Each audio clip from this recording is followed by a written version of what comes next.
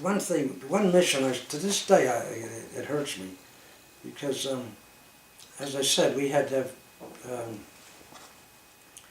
substitute pilots, and we had this pilot come in, and to this day I don't know what his problem was, but usually when we got over the target, we were coming down towards the target, and I'd say to the pilot, "It bombs away, turn left or right," and as he made the turn, I'd give him the heading. Well, I called up to the guy and I said, "Bombs away, turn left," and so bombs away, he turned right. Now, the way it was situated was the island.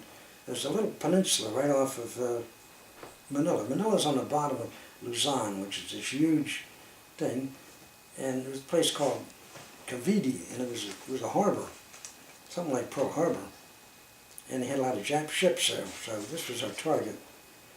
And the idea was, come up behind, make a left, make another left, head back, all over water. This guy makes a break. Well, once you make the turn, we were leading the group, and once you make the turn, I was afraid to say no, not the other way, because if you turn the other way, all the other planes, as soon as you start to turn, they turned. And if he had come back, it would have been bang, bang, bang, right? So I thought, well, okay, let him complete his turn. And now we're north of Manila. And I thought, okay, I says, all right, now I'm going to tell him left, left, left, and go back where we're supposed to. And I said, and I pointed my finger and I said, turn left, now turn left. And he turned right again.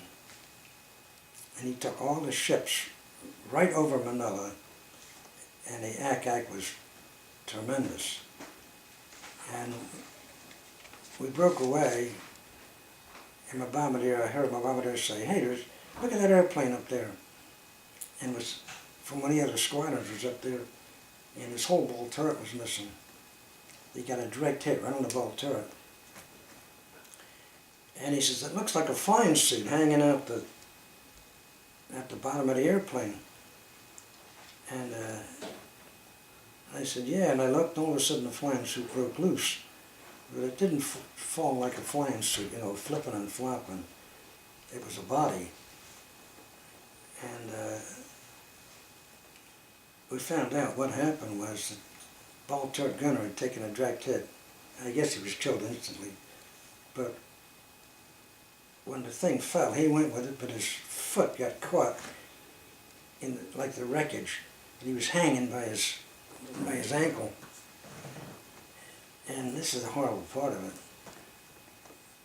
You had to get him loose. They couldn't land with him that way, right?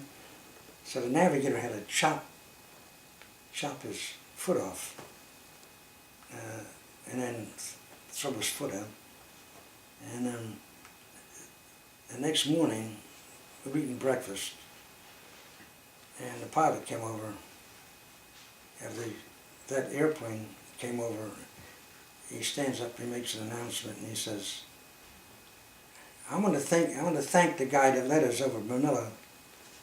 He says, "I lost my ball turret gunner." He says, "Thanks a lot." He turns around and walks out. And I thought to myself, I'm going to go chase him and tell him, hey, I had nothing to do with that. But I knew damn right well that he probably figured I was making excuses to try to, and that always bothered me, because that was a useless, useless death.